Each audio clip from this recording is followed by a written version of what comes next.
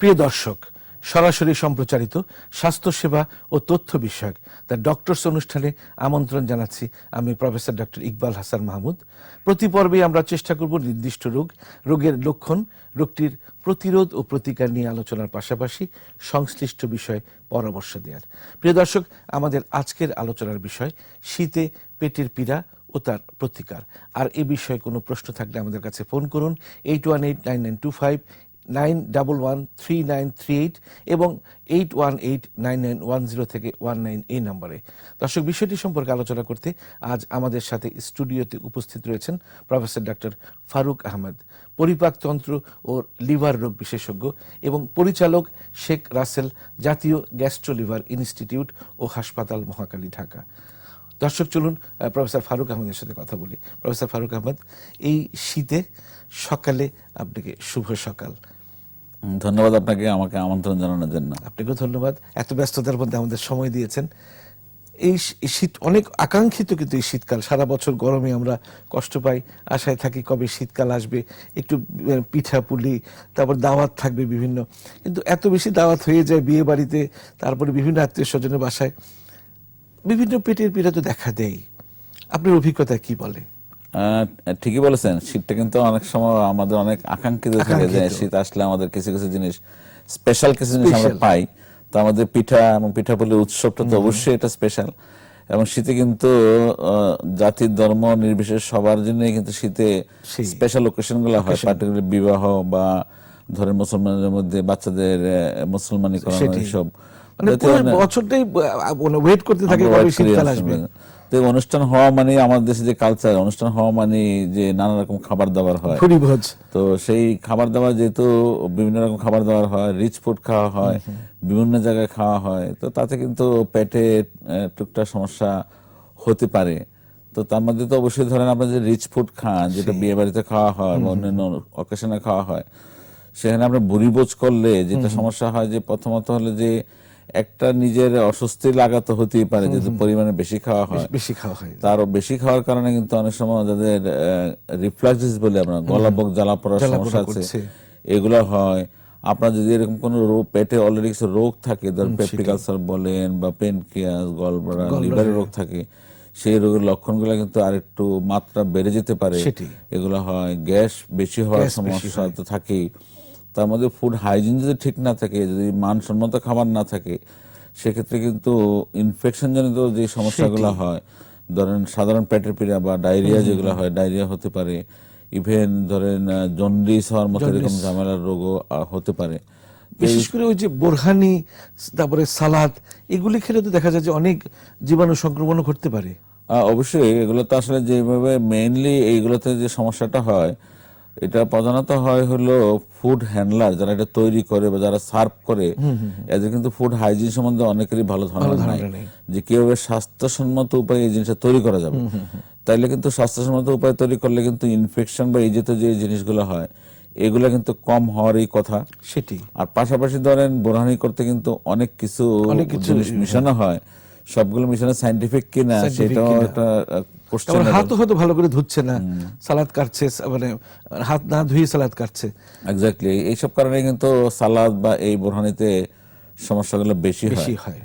আরেকটা আছে যে এই শীতে দেখা যাচ্ছে যে খুব মজার ব্যাপারও যে মানে রাস্তার পাশে অনেক পিঠার দোকান বসে গেছে, সেই তার মধ্যে দেখা যাচ্ছে যে মানে হাইজেনিক কোনো কন্ডিশনই নাই, এবং এই যে গুড় যেটা ব্যবহার করা হয়, গুড় তো অনেক এখন পত্রিকাও আসছে যে অনেক ভেজাল দিয়ে এই গুড় বানানো হয়, এতেও তো অনেক রকমের সমস্যা হতে পারে। অবশ্যই, এটা ভেজালের কথা যেটা বললেন, প্রধানত যে একটা খাবার যেটা রিকগনাইজ, যেটা এটা আমরা খাই সব সময়, সেই খাবারটা আমাদের জন্য অনেক সময় ক্ষতির কারণ হয়ে থাকে, যেটা আমাদের এখন বড় কনসার্ন। সেটি এটা প্রধানত কিন্তু এই ভেজালের কারণে হয়। তো আপনার যে গুড়ের সাথে যদি এমন কিছু ভেজাল মিশালেন, যেমন আমরা শুনি ইটের গুঁড়া মিশানো হয় বা যেটা আরো হয়তো নিকৃষ্ট কিছু মিশানো হয়, যেটা কোনো সময় স্বাস্থ্যের জন্য উপকারী হতেই পারে না, তো এই রিস্ক তো আপনার থাকবেই। আর পিঠাপুলি যেটা হয় শীতকালে, এটা স্পেশাল আইটেম, সবাই খেতে চায়, আর রাস্তার পাশে পিঠা বিক্রি করে ইদানিংকালে একটা বিরাট কালচার হয়ে গেছে। তো সেখানে কিন্তু ফুড হাইজিনটা তো মেনটেন করা সম্ভব না আসলেই, কারণ এটা রাস্তার পাশে বসা মানে ওপেন জায়গায় বসা হয়, সেখানে ধোঁয়া, ধুলাবালি, মশা, মাছি আরো ময়লা অনেক আবর্জনা এগুলো তো আবর্জনা আছেই। থাকছে। তারপরে যারা পিঠা বিক্রি করে অধিকাংশ লোকই কিন্তু এইগুলো তৈরি করা খাদ্য দ্রব্য তৈরি করা যেটা হাইজিন আছে, হাতটা দিতে হবে, পরিষ্কার পাত্রে তৈরি করতে হবে, পানিটা পরিষ্কার বিশুদ্ধ পানি হওয়া লাগবে, আপনার যেই ইয়েতে আপনার সেকেন সেটাও পরিষ্কার হওয়া লাগবে। আর যে পিঠে বানাচ্ছে তারও হয়তো জন্ডিস আছে, তারও হয়তো টাইফয়েড রয়ে গেছে, এরাও তো ক্যারিয়ার হিসেবে বিভিন্ন মানুষকে ছড়াচ্ছে। সেই রিস্ক তো অবশ্যই আছে। একজন দর্শক আমাদের সাথে যুক্ত হয়েছেন, তার সাথে কথাটা বলিনি। হ্যালো দর্শক, কি আছেন লাইনে? আপনার প্রশ্নটি করুন। হ্যালো। আসসালামু আলাইকুম। ওয়ালাইকুম আসসালাম। আমার প্রশ্ন হচ্ছে, আমার এই গতকাল পরীক্ষা এমআরসিটি জি বলুন। হ্যালো, জি জি, শুনতে বলেন। পাচ্ছি। আমি এমআরআই করেছি, বিভিন্ন টেস্ট করেছি, এখন বর্তমানে ধরা পড়ছে আমার লিভার সিরোসিস। আচ্ছা, এখন গতকাল আমি ওইখান থেকে ওই যে কিডনি জেনারেল হাসপাতাল থেকে হ্যাঁ, এখন আপনি কি জানতে চাচ্ছেন আমাদের কাছে? থেকে আসছি। এখন এটার মধ্যে ভালো ট্রিটমেন্ট কিভাবে কোথায় পেতে পারি? আচ্ছা, ধন্যবাদ দর্শক। লিভার সিরোসিস ধরা পড়েছে। আমি জানি না দর্শক, আপনি কোথায়, আপনি কি ঢাকায় আছেন না ঢাকা বাইরে আছেন? যাক, আপনার মনে হয় আমাদের কথা শুনছেন। তো লিভার সিরোসিস যদি আপনার রোগ হয়ে থাকে, লিভার সিরোসিস চিকিৎসা কিন্তু বাংলাদেশের সব জায়গাতেই হবে। সেটি এটার জন্য আপনার খুব বেশি দৌড়ঝাঁপ করার দরকার নাই। আপনার নিকটস্থ যে কোনো লিভার এবং অথবা এই পরিবর্তন লিভার বিশেষজ্ঞ কারোর সাথে যোগাযোগ করেন, বা তাও না পাওয়া গেলে আপনি একজন মেডিসিন বিশেষজ্ঞের সাথে যোগাযোগ করেন, তাহলে আপনার এই রোগের চিকিৎসা আপনি যেখানে আছেন সেখানে করা সম্ভব। তার মধ্যে মনে করেন যে আপনি আর একটু বড় জায়গায় আসতে চান, তাহলে আমি যেখানে কাজ করি শেখ রাসেল জাতীয় গ্যাস্ট্রো লিভার ইনস্টিটিউট, এটা নতুন ইনস্টিটিউট এবং এটা মাননীয় প্রধানমন্ত্রীর ঐকান্তিক প্রচেষ্টায় এটা স্থাপিত হয়েছে। আপনি যদি এখানে কষ্ট করে আসেন, এসে আমার কাছে চলে আসেন, আমরা আপনার চিকিৎসার ব্যবস্থা করে দেবেন, ভালো চিকিৎসাটা পাবেন, অবশ্যই ভালো চিকিৎসা পাবেন। আবার এখনো যে আপনি একটু বলেছিলেন যে পেটে গ্যাস হয়, এই গ্যাস নিয়ে তো অনেকের অনেক কনসার্ন। আসলে গ্যাসটা কেন হচ্ছে? এটা দেখেন, পেটের গ্যাস একটা অতি কমন সমস্যা এবং এটা আমাদের অত্যন্ত ধরেন প্রচলিত সমস্যা। অনেক রোগী আসে আসলে যে শরীরে যে কোনো সিমটম হলে আমাদের কাছে এসে বলে যে পেটে গ্যাস হয়েছে, হয়তো তার মাথা ব্যথা হয়েছে বা হাঁটু ব্যথা হচ্ছে, তাও এসে বলে আমার পেটে গ্যাস। অনেক কথা আপনার কাছে শোনার আছে, একটি বিরতিতে যেতে হচ্ছে। প্রিয় দর্শক, সময় হলো একটি বিরতিতে যাবার। ফিরছি কিছুক্ষণের মধ্যেই, ততক্ষণ 21-এর সাথেই থাকুন।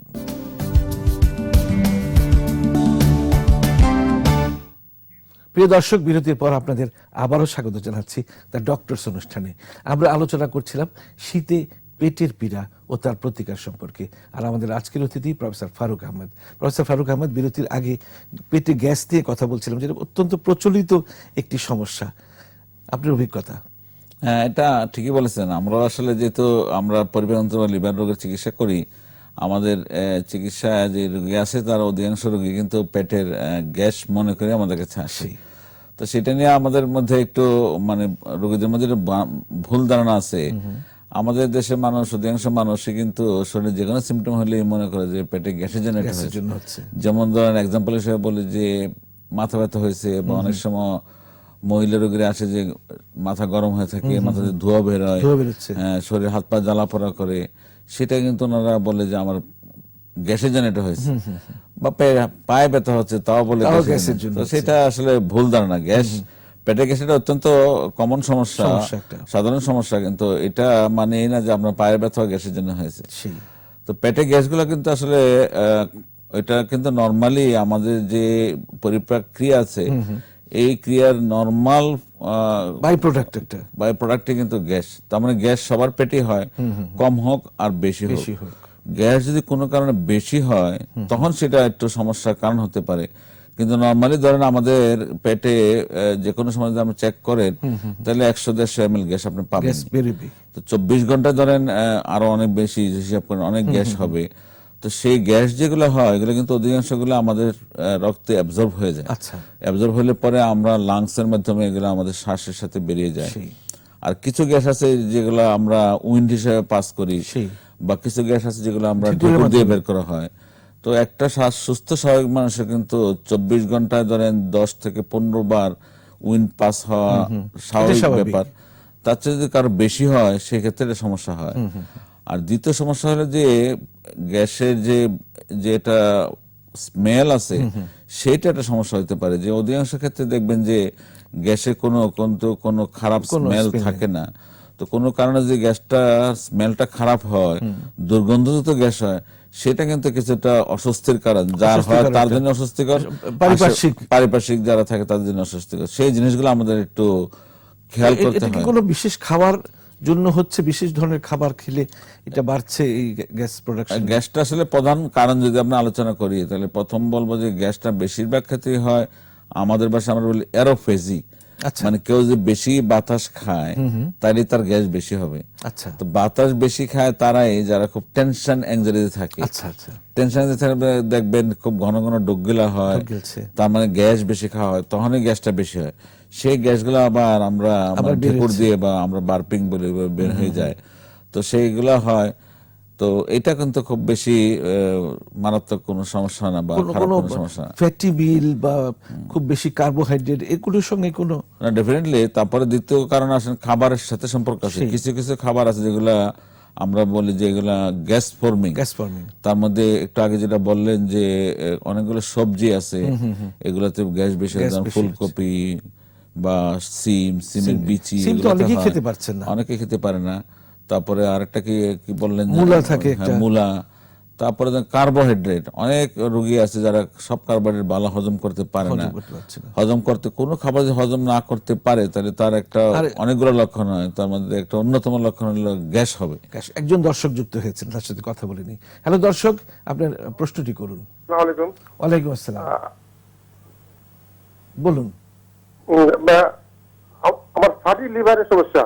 আচ্ছা, এটা প্রত্যেক কি ব্যবস্থা? আচ্ছা, ধন্যবাদ দর্শক। ফ্যাটি লিভার, ধন্যবাদ দর্শক। ফ্যাটি লিভার ইদানিং খেলা একটা বিরাট জনগুরুত্বপূর্ণ সমস্যা চলে আসছে। ফ্যাটি লিভার জনগুরুত্বপূর্ণ সমস্যা হিসেবে এখন প্রতিষ্ঠিত, প্রায় চিহ্নিত। তো সেটা ফ্যাটি লিভার কিন্তু সবসময় যে খারাপ তা নয়। তো ফ্যাটি লিভার কেন হয়েছে আপনার সেই দিকে খেয়াল করতে হবে। ধরেন প্রধান কারণ যদি আমরা বলি তাহলে আমরা বলি মেটাবলিক সিনড্রোম। তার মানে ফ্যাটি লিভার তাদের হয় যাদের ওজন বেশি থাকে, ব্লাড প্রেশার, ডায়াবেটিস, রক্তে কোলেস্টেরল বেশি, এগুলো যাদের থাকে, যাদের ধরেন সেডেন্টারি লাইফস্টাইল, মানে বসে বসে কাজ করে, হাঁটাচলা কম হয়, ব্যায়াম করা কম হয়, এরকম মানুষের কিন্তু ফ্যাটি লিভার হয়। তাছাড়া ফ্যাটি লিভার হওয়ার কিন্তু আরো অনেকগুলো কারণ আছে। তো ফ্যাটি লিভার চিকিৎসাটা হলো কারণ নির্ভর। আপনার যে কারণে ফ্যাটি লিভার হয়েছে আপনি সেই কারণটা চিকিৎসা করেন। যেমন উদাহরণস্বরূপ যে আপনার যদি ওজন বেশি হয়, আপনি ওজনটা কমানোর চেষ্টা করেন। আপনার যদি রক্তে কোলেস্টেরল লেভেল বেশি থাকে সেইটা নিয়ন্ত্রণ করার চেষ্টা করেন, তাইলে কিন্তু ফ্যাটি লিভারের চিকিৎসা আপনার হয়ে যাবে। মানে ওই কারণ ধরে চিকিৎসাটা করতে হবে। এই ফ্যাটি লিভারের জন্য কি গ্যাস হতে পারে, এরকম হতে পারে? না, ফ্যাটি লিভারের জন্য গ্যাস হবে এটা খুব সরাসরি নয়, কিন্তু যে কোনো রোগী, পেটের যে কোনো রোগী গ্যাস হতে পারে, গ্যাস বেশি হতে পারে। তো সেই ক্ষেত্রে ফ্যাটি লিভার কারণে গ্যাস হইতেও পারে, কিন্তু এটা আসলে এটার কোনো সিমটমের মধ্যে পড়ে না। আরেকজন দর্শক যুক্ত হয়েছেন। হ্যালো দর্শক, আপনার প্রশ্নটি করুন।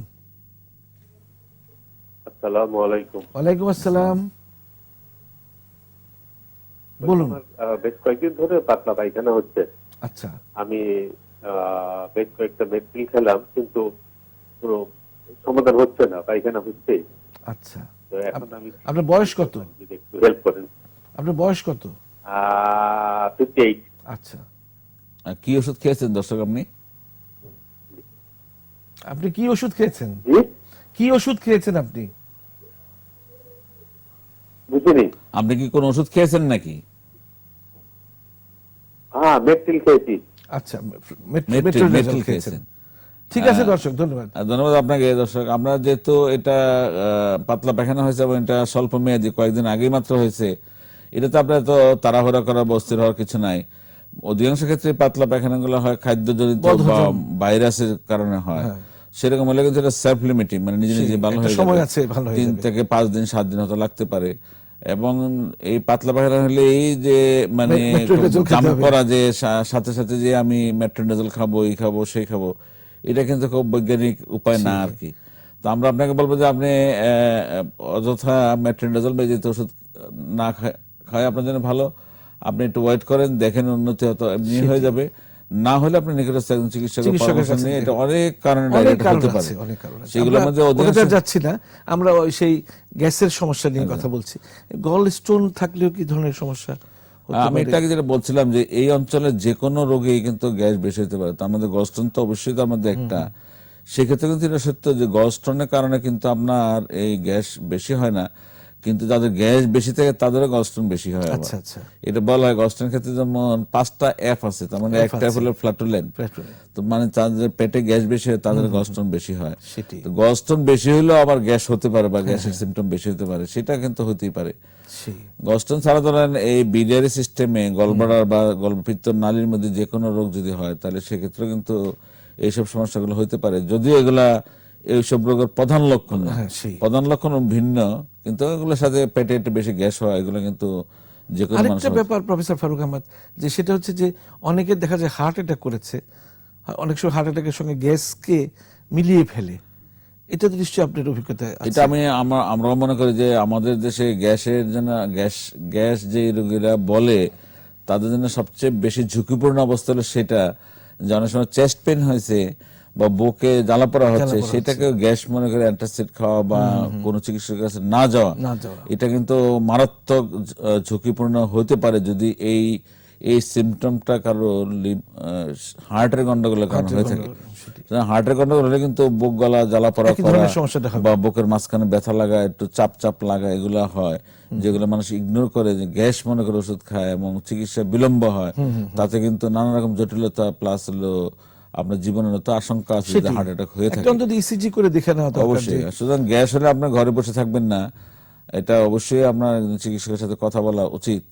যদি স্পেশালি আপনার এটা কোনো বুকে কোনো সিমটম করে, অবশ্যই আপনাকে একজন হৃদরোগ বিশেষজ্ঞ বা নিকটস্থ যে কোনো হাসপাতালে একটু যাওয়া উচিত, ডাক্তারের শরণাপন্ন হতে হবে। অবশ্যই। নিজে নিজে ওমিপ্রাজোলার ওষুধ খাবে তা ঠিক না।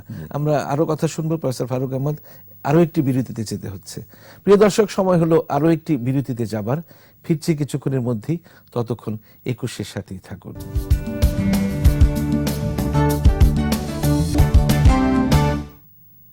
প্রিয় দর্শক, বিরতির পর আপনাদের আবারও স্বাগত জানাচ্ছি। আমি professor doctor Iqbal Hasan Mahmud, the doctors অনুষ্ঠানে। আমরা আলোচনা করছিলাম শীতে পেটের পীড়া ও তার প্রতিকার সম্পর্কে। চলুন আবারও আলোচনায় ফিরে যায়। আর আমাদের আজকের অতিথি প্রফেসর ফারুক আহমদ। প্রফেসর ফারুক আহমদ, আমরা জানি যে বর্তমান সরকার স্বাস্থ্য বান্ধব সরকার, অনেক যুগান্তকারী পদক্ষেপ মাননীয় প্রধানমন্ত্রীর নেতৃত্বে সরকার নিয়েছেন। তার মধ্যে আপনি যেটা মানে কর্ণধার হিসেবে বর্তমানে আছেন, Sheikh Russel institute of gastro liver diseases, তার কার্যক্রম সম্পর্কে একটু শুনতে চাই। ধন্যবাদ আপনাকে। এইটা শেখ রাসেল জাতীয় গ্যাস্ট্রো-লিভার ইনস্টিটিউট হাসপাতাল, মহাখালী বক্ষবৃদ্ধি কম্পাউন্ডের মধ্যে অবস্থিত। যারা এর মধ্যে গিয়েছেন তারা তো দেখেছেনই। আমি গেলেই যে কেউ বক্ষবৃদ্ধি কম্পাউন্ডে ঢুকলে হাতের বাঁ দিকে তাকালেই দেখেন যে বিরাট অনেক বড় একটা বিল্ডিং, এবং এটা কিন্তু মাননীয় প্রধানমন্ত্রী এবং যে আমাদের যে স্বাস্থ্যমন্ত্রী ছিল, আগের স্বাস্থ্যমন্ত্রী এবং বর্তমান স্বাস্থ্যমন্ত্রী, উনি আগের টার্মে প্রতিমন্ত্রী ছিলেন, এই দুইজন মন্ত্রী মহোদয় এবং মাননীয় প্রধানমন্ত্রীর একদম ঐকান্তিক প্রচেষ্টায় সরাসরি নজরদারিতে কিন্তু এই প্রতিষ্ঠানটা হয়েছে। এবং এটা এখন বর্তমানে আমাদের প্রধানমন্ত্রী এটা 2018 অক্টোবর উদ্বোধন করার পর থেকে এটা চালু আছে, এবং আমরা এখন কিন্তু আউটডোর, ইনডোর এবং ডায়াগনস্টিক যে সেবাগুলো আছে এগুলো আমরা দিয়ে যাচ্ছি, এবং অত্যন্ত আমরা মনে করি যে সফলভাবে দিচ্ছি। এবং এখানে রোগীদের এই রোগ সংক্রান্ত এই সিস্টেমে যত রোগ আছে, এই রোগের জটিল রোগী এবং জটিল যত পরীক্ষা নিরীক্ষা আছে সবগুলো আমরা এখানে করতে সক্ষম এবং করছিও, এবং রোগীরা সেবা পাচ্ছে। পাশাপাশি এই ইনস্টিটিউটটা শুধু রোগীর সেবা না, সাথে ম্যান পাওয়ার তৈরি, চিকিৎসা ম্যান পাওয়ার, যেমন ডাক্তারদেরকে ট্রেনিং দেওয়ানো, গ্যাস্ট্রোএন্টারোলজি বা লিভার বিষয়ে ডাক্তার তৈরি করা, এবং নার্স বা অন্যান্য যে সাবঅর্ডিনেট সার্ভিস গুলো আছে এদেরকে ট্রেনিং দেওয়ানো। আরো কথা শুনবো। আরেকজন দর্শক যুক্ত হয়েছেন। হ্যালো দর্শক, আপনার প্রশ্নটি করুন। হ্যালো হ্যালো হ্যালো, জি বলুন। জি আমি ওই মিরপুর থেকে বলছি। জি বলুন। পেট ফুলে থাকে, বাতাস বের হয়, আর এক এক দিন এক এক কালারের পায়খানা হয়। আপনার বয়স কত? হ্যাঁ, আর মানে পেট সবসময় ভার ভার হয়ে থাকে। আপনার বয়স কত? জি জি আপনার বয়স কত? জি আমি শামসুল্লাহ। আপনার বয়সটা কত? আমার বয়স 60। আচ্ছা, আপনাকে ডায়াবেটিস আছে দর্শক? 60 বছর 60 আপনার কি ডায়াবেটিস আছে? আপনার কি ডায়াবেটিস আছে? 60 আচ্ছা ঠিক আছে দর্শক, ঠিক আছে, ধন্যবাদ দর্শক আপনাকে। আপনি যে 60 সমস্যার কথা কাছাকাছি। বলছেন এটা অত্যন্ত কমন সমস্যা, যে পেটটা ফুলে থাকে, অল্প খেলে পেটটা ভরে যায়, ঢেকুর আসে বা গ্যাস বেশি বেরোচ্ছে, এটা অত্যন্ত কমন সমস্যা। এটা কিন্তু অনেক কারণে হয়ে অনেক থাকে। কারণ আছে। তো সুতরাং আরেকটু কথা বললে বোঝা যেত যে আপনার কি কারণে এই গ্যাস হচ্ছে। সেই কারণটা যে খুঁজে পাওয়া যায়, সেই কারণটা রিমুভ করলে কিন্তু আপনার সমস্যা কমে যাবে। তবু কমনলি যেগুলো হয় যে গ্যাস বেশি হলে আমরা কিছু কমন অ্যাডভাইস দেই। তার মধ্যে যে খাবার দাবার একটু পরিবর্তন করা লাগতে পারে, যেমন ধরেন লিফি ভেজিটেবল বা শাক খেলে গ্যাস বেশি হয়, অনেকগুলো সবজি আছে সেগুলো খেলে গ্যাস বেশি হয়। তো আপনি খেয়াল করে দেখবেন যে শাক বা সবজি কোনটাতে আপনার গ্যাস বেশি, আপনি সেটা অ্যাভয়েড করবেন। Rich food টা avoid করা একটু আগে আমরা যেটা বললাম রিচ ফুড খাওয়া, এখন যেমন রিচ ফুড খাওয়ার সিজন। তারপরে হলো আপনার দুধ বা দুধের তৈরি জিনিস খাওয়া, তাতে গ্যাস বেশি হতে পারে। সেগুলো যে হয় তাহলে আপনার এই জিনিসগুলো অ্যাভয়েড একটু করেন। খোলামেলা কথা বলতে হবে, ডায়াবেটিস আছে কিনা, ডায়াবেটিস আছে প্রয়োজনে একটা আল্ট্রাসোনোগ্রাম করে দেখানো, এগুলো করতে পারেন। তারপরে যদি আপনার এগুলো করার পর উন্নতি না হয়, তাহলে তখন তো আপনাকে চিকিৎসকের পরামর্শ নেওয়া উচিত। সেই ক্ষেত্রে চিকিৎসক আপনার সাথে কথা বলে কিছু পরীক্ষা নিরীক্ষা, যেমন স্যার বললেন যে আল্ট্রাসোনোগ্রাফি করলে অনেক সময় রোগ পাওয়া যায়। আল্ট্রাসোনোগ্রাফি ছাড়াও ধরেন এন্ডোস্কোপি, কোলোনোস্কোপি, অনেক পরীক্ষা নিরীক্ষা আছে। করলে আপনার সঠিক কারণটা পাওয়া যাবে এবং এটা অবশ্যই নিরাময়যোগ্য। সেই কারণ চিকিৎসা করলে আপনার আমরা প্রফেসর ফারুক আহমেদ আবার আপনার ইনস্টিটিউটের কথা শুনছিলাম। সেটা বলছিলাম যে এখানে শুধু যে চিকিৎসা হয় তা না, এই চিকিৎসা সম্পর্কিত ম্যান পাওয়ার আমরা উদ্যোগী আছি। আমরা এগুলা কাজকর্ম শুরু হয়েছে। প্লাস হলো চিকিৎসা গবেষণা তো আমরা ইনভলভ আছি। আমরা এই সংক্রান্ত রোগ নিয়ে যেসব গবেষণা আমাদের দেশে করা সম্ভব আমরা এগুলা করা শুরু করেছি, এগুলা হচ্ছে। তো সব মিলিয়ে গ্যাস্ট্রোলিভার ইনস্টিটিউটে চিকিৎসা সেবা, চিকিৎসা শিক্ষা এবং গবেষণা প্লাস হলো আপনার জনহিতকর, জনস্বাস্থ্যের জন্য যেগুলো দরকার। যেমন ধরেন আমরা কিছুদিন আগে আমাদের এই রোগের ক্যান্সার দিবস ছিল কিছুদিন আগে, এই উপলক্ষে আমরা একটা পোস্টার এবং একটা লিফলেট বের করেছি। এগুলো আমরা এখন সারা দেশে মানুষের কাছে বিলি করার জন্য প্রস্তুতি নিচ্ছি। এগুলো করব আরো, মানে জনস্বাস্থ্য দরকার, এগুলো আমরা একটু সচেতনতা বৃদ্ধির জন্য আমরা ইনস্টিটিউট থেকে পদক্ষেপ নিব এবং কিছু কিছু কাজ আমরা অলরেডি শুরু করেছি। তো এগুলো ইনশাল্লাহ আমরা করব এবং আমাদের আশা আছে, ইচ্ছা আছে যে এটা ভবিষ্যতে এখানে লিভার ট্রান্সপ্লান্টের মতো আধুনিক চিকিৎসা এখানে। প্রফেসর ফারুক আহমেদ, এই শীতে যাতে মানুষ সুস্থ থাকতে পারে, বিভিন্ন তো খাওয়া দাওয়া তো করবেই, মানুষের সহজাত প্রবৃত্তি, আপনার টিপস কি থাকবে? টিপস হলো যাতে এই শীতে আমাদের বিবাহ বা অন্যান্য অনুষ্ঠান যদি বেশি থাকে, তো সেই খাওয়াতে আমরা একটু সতর্ক হব। যে প্রথম কথা হলো যে আমরা ভুরিভোজ করব না, সেটি, এবং এমন কিছু খাবো না যেটা স্বাস্থ্যসম্মত নয়। এই দুটো জিনিস করলে সম্ভবত শীতের সাথে সম্পর্কিত আমি নিজে যেটা করি, বিয়ে বাড়িতে গেলে বোরহানি আর সালাদ খাই না, এটা তো অ্যাভয়েড করতে পারলে ভালো। তো স্বাস্থ্যসম্মত, হাইজেনিক এবং আপনার পরিমিত খাওয়ার চেষ্টা করা উচিত। তাইলে বোধহয় শীতে আমাদের পেটটা ভালো থাকবে, পেটের স্বাস্থ্য ভালো থাকবে। আর খোলামেলা জায়গায় পিঠা না খাওয়াই ভালো, ওপেন জায়গার খাবার। তারপরে ধরেন এমন একজন খাবারটা আপনাকে দিল, যে তৈরি করে দিল, দেখতেছেন যে যার খাবার তৈরি করা বা ফুড হাইজিন সম্পর্কে কোনো ধারণা নাই, ফুডের যে মানসম্মত খাবার সম্বন্ধে যার ধারণা নাই, তার তৈরি বা তার সরবরাহিত খাবারটা তো আপনার অ্যাভয়েড করতে পারলে আমি মনে করি যে আপনার স্বাস্থ্যের জন্য ভালোই হবে। এগুলো করলে আমার ধারণা যে আপনার শীতকালে কমপক্ষে আপনার যে পাত্রর মধ্যে পিঠাটা সার্ভ করা হয় বা বিভিন্ন খাবার খোলামেলা জায়গায়, সেটা তো খুবই মানে অপরিষ্কার। পাত্রটা দেখেন, তারপরে অনেক সময় একটা কাগজের উপরে দেয়, যে কাগজটা অত্যন্ত মানে অস্বাস্থ্যকর, নোংরা পানি দিয়ে হয়তো ফুসকা দিচ্ছে। সেগুলো তো সবারই খেয়াল করা উচিত। এই জিনিসগুলো খেয়াল করলে কিন্তু আমাদের পরিপাকতন্ত্রের স্বাস্থ্য বা লিভার স্বাস্থ্য অনেক ভালো থাকবে। পাশাপাশি শরীরের অন্যান্য অর্গানগুলো এফেক্টেড হচ্ছে, সেগুলো আমরা মনে করি যে ভালো থাকবে। আর মানে সচেতনতা তো খুব প্রয়োজন। সচেতন না হলে তো মানুষ অবশ্যই অনেক কিছু খেয়ে বসবে, খেয়ে বসে পরে যে সাফারিংটা, এটা তো খুব কষ্টকর। এক্স্যাক্টলি।